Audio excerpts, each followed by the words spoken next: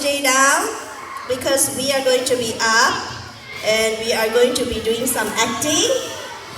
Today's story is, can you hear the sound?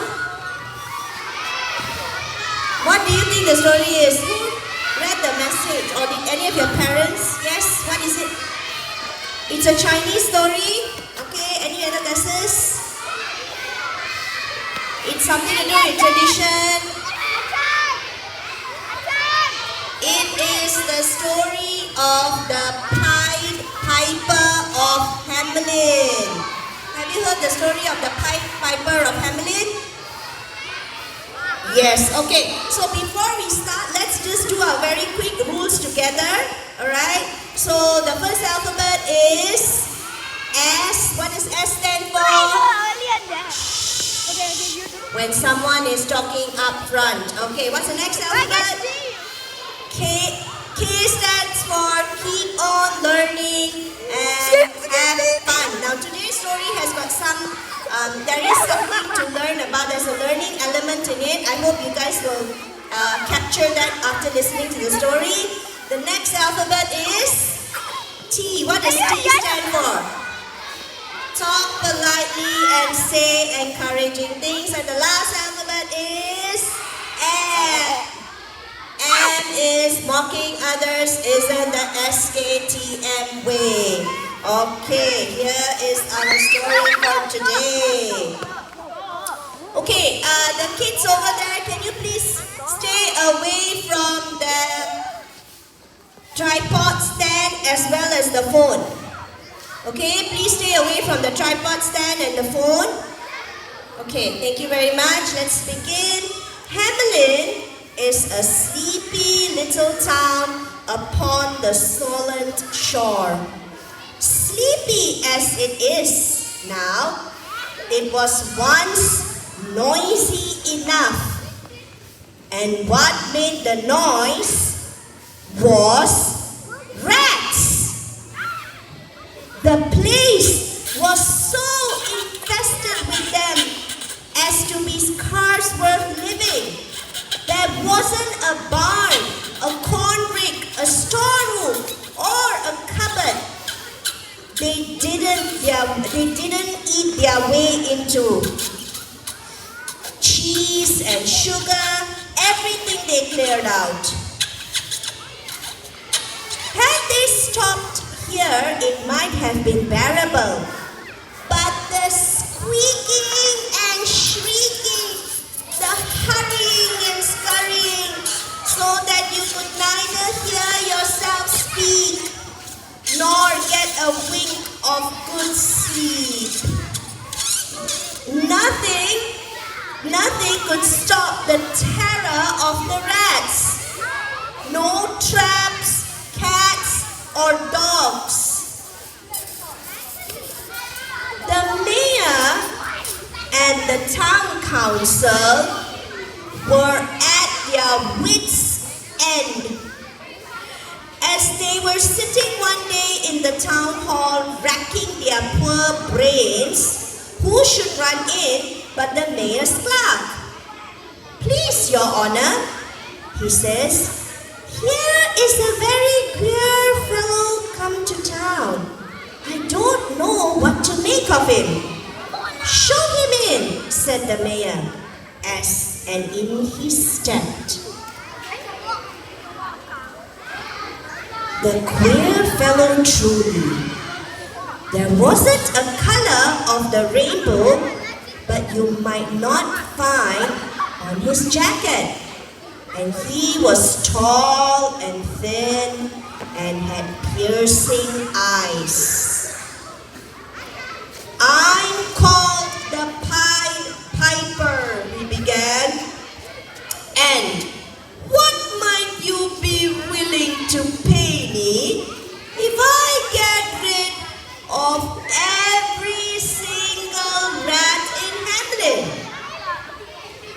Well, much as they feared the rats, they feared parting with their money more. They tried to negotiate,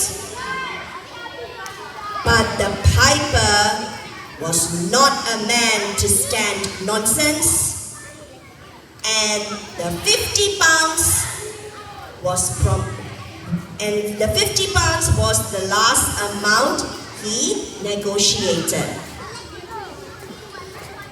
Out of the hall stepped the piper, and as he stepped, he laid his pipe to his lips, and a shrill keen tune sounded through street and house. And as each note pierced the air, you might have seen a strange sight. From out of every hole, the rats came tumbling. There were none too old and none too young, none too big and none too little to crowd at the piper's heels. And with eager feet and upturned noses, they followed and followed and followed the piper. Upon Silver Street they went, and down Gold Street. And at the end of Gold Street is the harbor. And finally, they reached Solent River. As he paced along slowly and gravely, the townsfolk flocked to the door and window to witness this amazing sight. Finally, he got into the river, and the eager and mesmerized rats followed the piper and started to sink deeper and deeper into the river. The townsfolk threw their hands and started to dance in joy. The piper walked towards the mayor and demanded his money. "Come, my good man," said the mayor. "You see what poor folk we are. How can we manage to pay you 50 pounds? Will you not take 20? When all is said and done, it will be good pay for the trouble you've taken."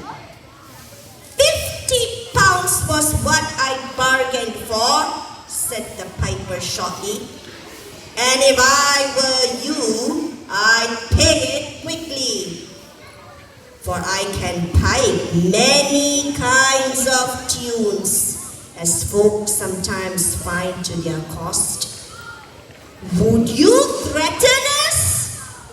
shrieked the mayor, and at the same time he winked to the council. "The rats are all dead and drowned. Now, off you go." "Very well," said the piper, and he smiled. With that, he laid his pipe to his lips. But now, there came forth no shrill notes. But the tune was joyous, full of happy laughter and merry play. Dancing, laughing, joining hands, and tripping feet, the bride throng moved along the Gold Street and down Silver Street, and beyond Silver Street, the children danced and followed the piper. They were laughing, they were full of joy, they were mesmerized by the music, and the parents were worried, where were the children going? Finally, they reached the deep into the oak forest. The parents tried to follow, but couldn't keep up. Finally, the sounds from the flute and children faded away. What happened to the children? Nobody knows. What happened to the piper? Nobody knows. So what do you think happened to the piper and the children? Where did they go? They disappeared into the oak forest. So, no, it's not a true story, but there is something in this story which actually tells you. What is it? Never promise something you can't promise. Never promise something. Yes, if you give somebody a promise, you must keep it. So that was what happened. The mayor was supposed to give the piper 50 pounds, but he didn't. And then the piper did something to show the mayor. Okay, what happens when you don't keep up to your promise? Okay, yes, we will call the piper and the rats back and the children. Thank you very much. Yay. Okay, let's give a hand to all our aunties and uncles today for a really nice production. Yes, this is our piper, Uncle Azmin, Auntie Usha, Auntie Nakia, Auntie Vimala, as well as Uncle Alan. Alright, now, and Auntie Sham, I'm Auntie Sham, your narrator for today. Thank you so much. We will see you after the school holidays.